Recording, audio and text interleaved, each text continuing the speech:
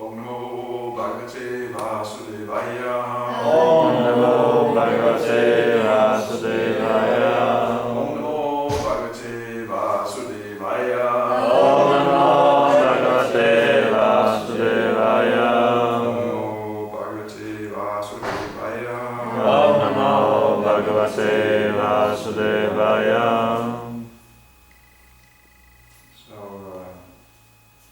Today is the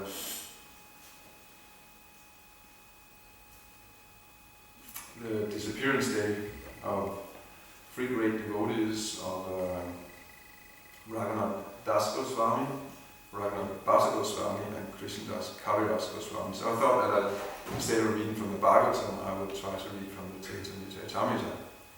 And because Chaitanya Charitamrita is actually not different from Srimad Bhagavatam. Actually, I would say it's a postgraduate study of Srimad Bhagavatam. And since Krishnadas Kaviraj Goswami is the author of Chaitanya Charitamrita, I think it must be appropriate, isn't it? It's appropriate. That's fine. So, yeah. So I want to find a few places here and there. to read something about these three great devotees. And I thought I'd start reading about Krishnadas Kaviraj Goswami, since although he's mentioned last, I don't know. It might be because of seniority. He was the youngest of these three great personalities. But since we're reading from Chaitanya Charitamrita, which is his book, I think we should start by speaking a little about him and also about Chaitanya Charitamrita. And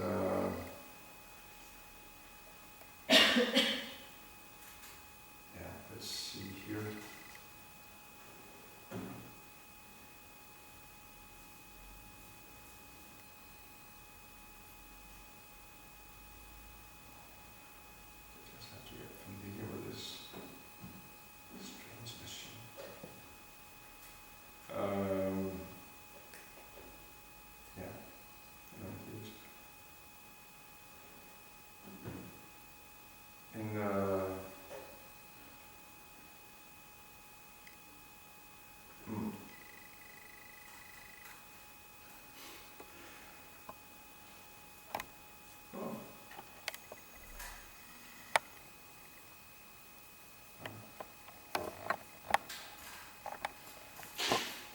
So I want to read first from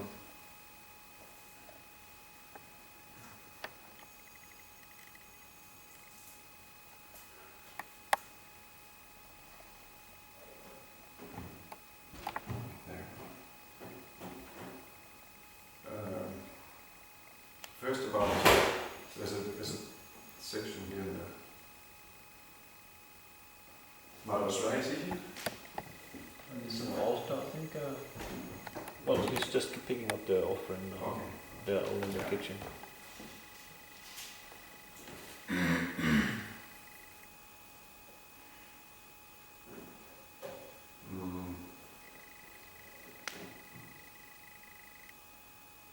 You know where you want to go? Yeah. It's But just that it's. You can type in somehow the.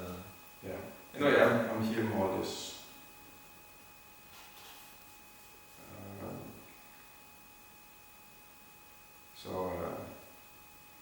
Much better than books. Huh? Much better than books. This one? Yes. Yeah. Somehow. Let's see.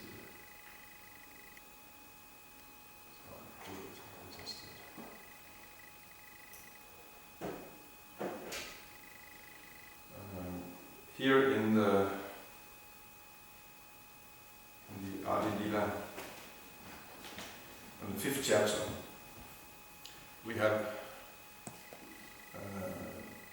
Lord Nityananda described Krishnadas Kaviraj Goswami. Talks about the glories of Nityananda Balaram. That's how he wrote the Chaitanya Charitamrita.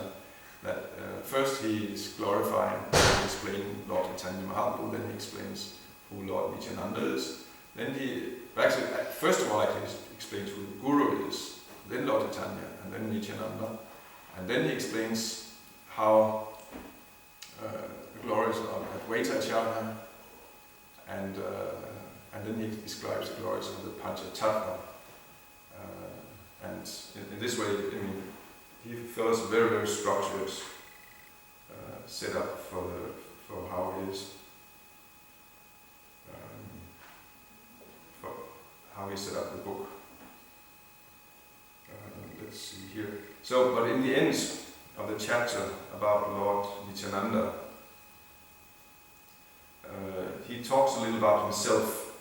Krishnadas Kaviraj doesn't speak so much about himself.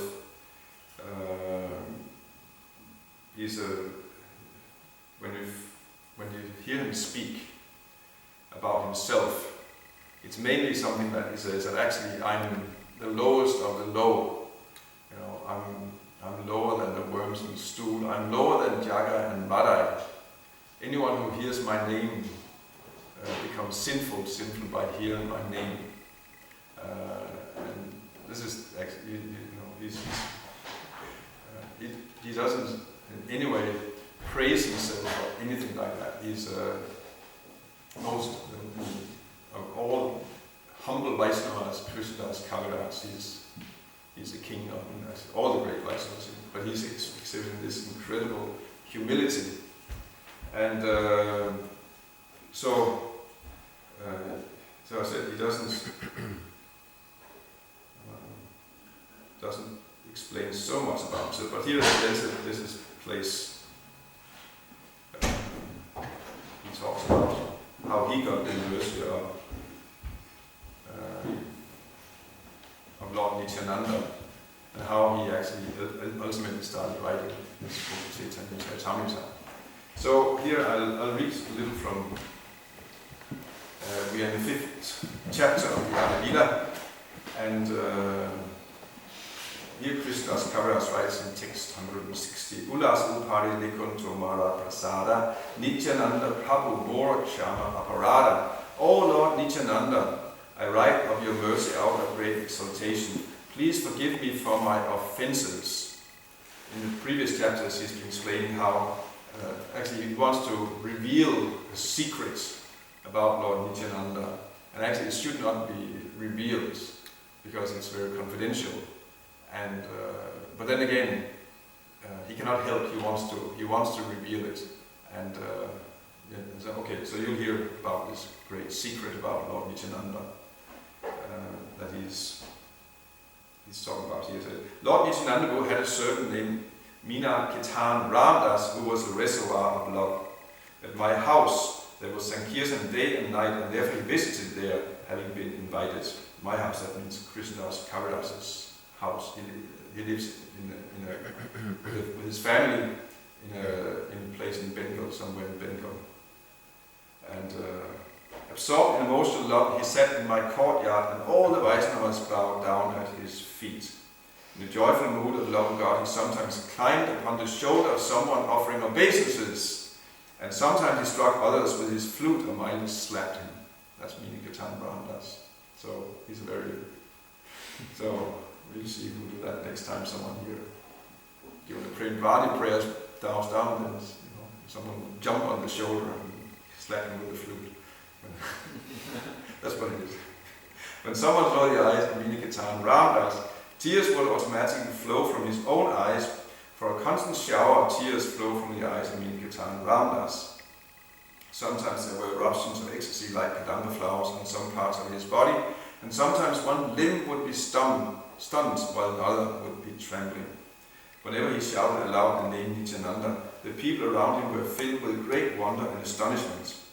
One respectable Brahmin named Sri Gunanava Mishra was serving the deity.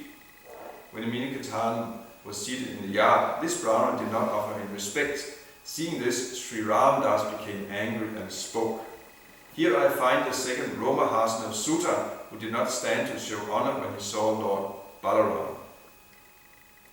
After saying this, he danced and sang to his heart content, but the Brahmin did not become angry, for he was then serving Lord Krishna. Purport: Ketan Ramdas was a great devotee of Lord Nityananda.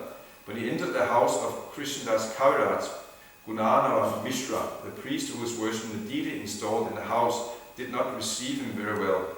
A similar event occurred when Romahasana Sutta was speaking to the great assembly of sages at Naimisaranya.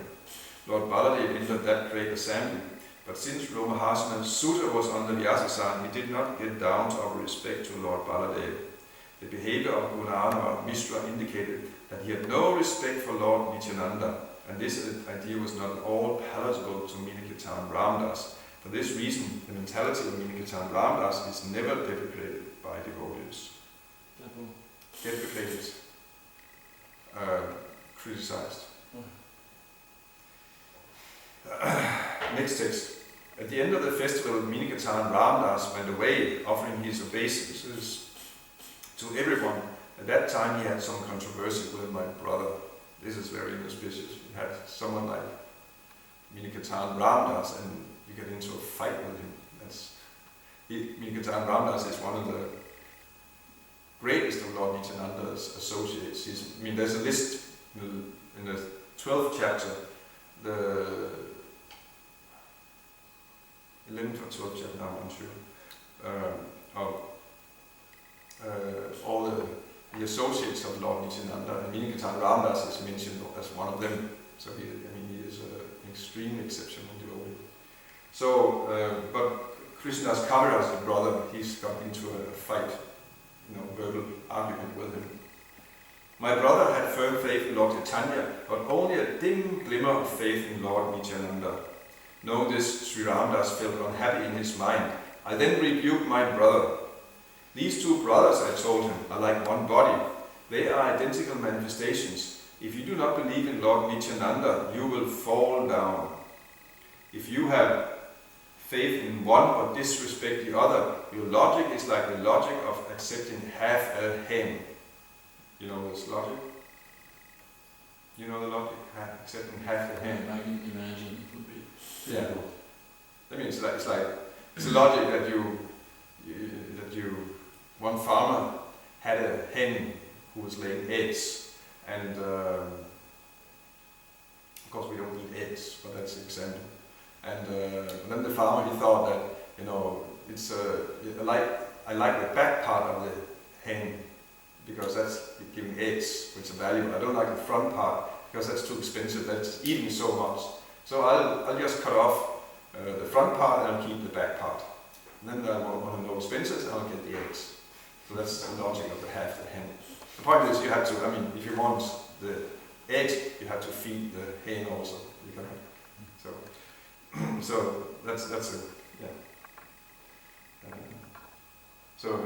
So you cannot have Lord Chaitanya without Nityananda, and vice versa.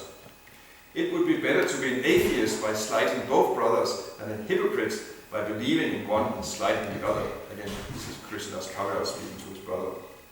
Thus Sri Ramdas broke his flute in anger and went away, and that time my brother fell down.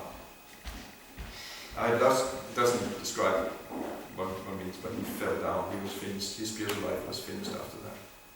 I've thus described the power of the servants of Lord Nityananda. Now I shall describe another characteristic of his mercy. That night Lord Nityananda appeared to me in a dream because of my good quality in chastising my brother. In the village of Yamatapura, which is near Naihati, Lord Nityananda appeared to me in a dream. Okay, so here the village where Krishnadas Kaviraj used to live, is mentioned here. I fell at his feet, offering my obeisances, and then he placed his own lotus feet upon my head. Arise, get up, he told me again and again. Upon rising, I was greatly astonished to see his beauty. He had a glossy, blackish complexion, and his tall, strong, heroic stature made him seem like Cupid himself. He had beautifully formed hands, arms, and legs, and eyes like lotus flowers. He wore a silk cloth with a silk turban on his head. He wore golden earrings on his ears and golden armlets and bangles. He wore tinkling anklets on his feet and a garland of flowers around his neck. His body was anointed with sandalwood pulp, and he was nicely decorated with tilak. His movements surpassed those of a maddened elephant. His face was more beautiful than millions upon millions of moons, and his teeth were like pomegranate seeds because of his chewing beetle. His body moved to and fro, right and left, where he was absorbed in ecstasy. He chanted Krishna, Krishna in a deep voice. His red stick moving in his hand, he seemed like a maddened lion. All around the four sides of his feet were bumblebees. His devotees, dressed like cowherd boys, surrounded his feet like so many bees and also chanting Krishna, Krishna, absorbed in ecstatic love. Some of them played horns and flutes, and others danced and sang. Some of them offered betel nuts, and others waved chamara fans about him. Thus I saw such opulence in Lord Nityananda Swarup. His wonderful form, qualities, and pastimes are all transcendental. I was overwhelmed with transcendental ecstasy, not knowing anything else. Then Lord Nityananda smiled and spoke to me as follows. Oh, my dear Krishnadas, do not be afraid. Go to Vrindavan, for there you will attain all things. After saying this, he directed me toward Vrindavan by waving his hand. Then he disappeared with his associates.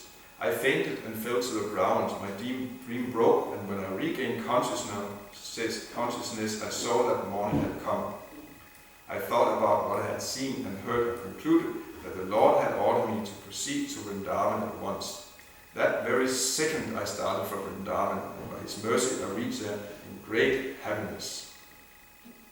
All glory to Lord Nityananda Balaram, by whose mercy I obtained shelter in the transcendental abode of Vrindavan. All glory to the merciful Lord Nityananda, by whose mercy I obtained shelter at the lotus feet of Sri Rupa and Sri Sanatana.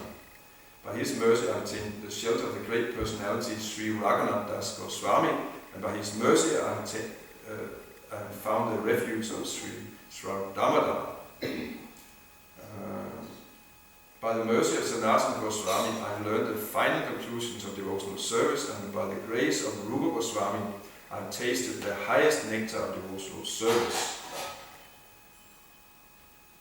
All glory to the lotus feet of Lord Nityananda, by whose mercy I have attained Sri Radha Govinda. I am more, Jaga Mada Haiti Muni Se Papista, Pushvireya Kita Haiti Muni Se Lagishta. I am more sinful than Jaga and Mada, and even lower than the worms in the stool. Anyone who hears my name loses the results of his pious activities. Anyone who utters my name becomes sinful. Who in this world but Nityananda could show his mercy to such an abominable person as me? Hence, because he is intoxicated by ecstatic love and is an incarnation of mercy, he does not distinguish between the good and the bad. He delivers all those who fall down before him. Therefore he is delivered as such a sinful and fallen person as me. Although I am sinful and I am the most fallen, he has conferred upon me the lotus feet of Sri Rupa Goswami. I am not fit to speak all these confidential words about my visiting the Lord Madana Gopal and Lord Govinda. Lord Madana Gopal, the chief deity of Vrindavan, is in joy of the Rasa dance and is directly the son of the king of Raja. He enjoys the Rasa dance with Srimati Radharani, Sri Lalitanatha and others. He manifests himself as a cupid of cupids. Wearing yellow garments and decorated with a flower garland, Lord Krishna, appearing among the gopis with his smiling lotus face, looked directly like the charmer of the heart of cupids. With Radha and Lalita serving him on his two sides, he attracts the hearts of all by his own sweetness. The mercy of Lord Nityananda showed me Sri Madana Mohan and gave me Sri Madana Mohan as my Lord and Master. He granted to one as low as me the sight of Lord Govinda. Words cannot describe this, nor is it fit to be disclosed. Okay, it goes on like this. Such something to read. And I was just wondering, Nityananda Prabhu, who you read that he was blackish. Yeah, that's described here, and other places it's described as whitish. So it's in a dream he appears blackish. To Krishnadas Kaviraj Goswami. So Nityananda Prabhu appears blackish? yeah, in the dream you heard he had blackish, glossy blackish body, and he had eyes like lotus petals. Nice. And that's how he appeared in the dream to Krishnadas Kaviraj Goswami. So we got a little glimpse of how Krishnadas Kaviraj Goswami he describes himself, but of course he's not like, he is the most exalted Paramahamsa of all the devotees. Because otherwise how could he write such a book as the Chaitanya Charitamrita? And which is the most authoritative and most nectarian book about the life of Lord Chaitanya. Bhaktivinoda Saraswati used to say that one day people from all over the world would want to learn Bengali in order to read Chaitanya Charitamrita, and that was his favorite book in the last weeks before Bhaktivinoda Saraswati passed away. He was simply reading the Chaitanya Charitamrita, starting from the beginning, reading through, all the way through, and then come to the end, and then start over again and again. He was reading the Chaitanya Charitamrita. It's an amazing book, and we should all read it. Actually, and in my opinion, it doesn't matter if you're young or old, if you haven't read it. You should also read the Chaitanya Charitamrita. It's a book for everyone. Prabhupada translated and published it when, along with his other books. The Bhagavatam was not finished. He published the Chaitanya Charitamrita. He wanted us to read it. With Prabhupada's purpose, it's no problem to read it. And it's the essence of all philosophy is given there, the essence of our devotional service, and so much is there. Krishnadas Kaviraj wrote this book when he was very, very old. He describes that in another place. I think it's in the chapter about how the author gets his the order from the authorities. Because that's one thing also we see strictly here. He doesn't write on his own initiative. He thinks I'm not qualified to write a book about the life of Lord Chaitanya. Who am I? So he would never dare to start writing like that. But he was requested by the Vaishnavas in Vrindavan at that time. He said, we need one more biography about the later pastimes of Lord Chaitanya, because Lalitanatha Thakur had written kind of the standard biography of Lord Chaitanya, the Chaitanya Bhagavat. Actually, it was called Chaitanya Mangala. Later on, the name was changed to Chaitanya Bhagavat. And he had very details described the life of Lord Chaitanya. The first part of his life, his pastimes in Navadvip, the start of the Sankirtan movement. And but the second part of Lord Chaitanya's life had not been described it is described definitely also in Chaitanya Bhagavat, but many details had not been described. So the devotees thought we need one more biography. And they actually asked Krishnadas Kaviraj, would you like to write it? And he was, me? Who am I to write? I had not even seen Lord Chaitanya. He was not a direct associate of Lord Chaitanya. And but they said, no, you should write it, because you're such a, Kaviraj, Krishnadas Kaviraj. Kaviraj means one who is a king of writing. He's such an expert writer. So they thought that you're such an expert writer, you should write it. And then, okay, he thought, but he wasn't completely convinced about it. So then he went to, I think, was it the deity of Govinda? In the Radha Govinda temple, he went there, and he fell in front of Sri Radha Govinda, and he asked for, please, can I somehow get your mercy, give me a sign if I should write this book. And that's the very moment one garland just dropped down from Govinda. And the Pujari said, Hari, and everyone said, Hari Bol, Hari Bol. Krishnadas Kaviraj came and paid obeisances, and then one garland fell. And then they understood, and he understood, okay, that was a sign. And he says, at that moment he sat down and started writing. That very moment. And he said, it's a wonder that I'm writing, because I'm old, my body is completely crippled, it's filled with rheumatism, my hands are shaking, my vision is failing me, my mind is weak, and still I'm writing. It's a wonder that I'm writing this condition. And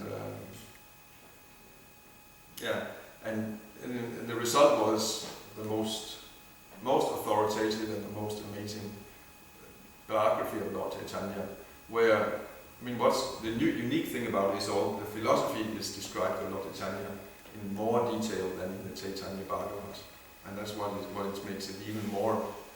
It gives the tattva, the actual truth of Lord Chaitanya, even better explained than by Lalitanatha Thakur. Of course, Krishnadas Kaviraj constantly says it's, I'm just chewing the remnants from Lalitanatha Thakur.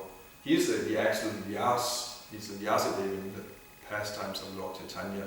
And I'm just, whatever remnants he left, I'm just chewing those. So it's not that he's not trying to show that actually I'm a better author, a better biographer than Lalitanatha Thakur says, no, I'm nobody.